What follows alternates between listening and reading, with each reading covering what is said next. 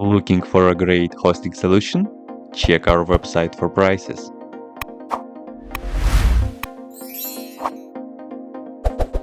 First, what you need to do is to update the server packages. You can do this by the following command.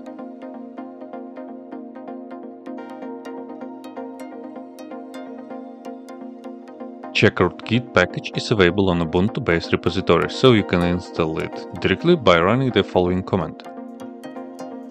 After the installation, verify chkrootkit install it via the checking new version. Run the next command to test your system.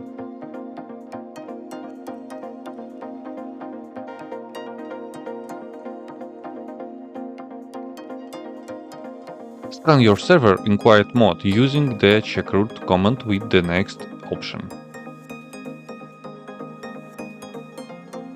Enable automatic daily scan of your system by running the following command. First, open the next file and insert the following code, then save and close the file.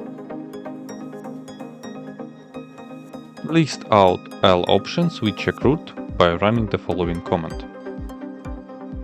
Now you can work with chkroot in the daily. That's it. If you have any question, please leave them in the comments.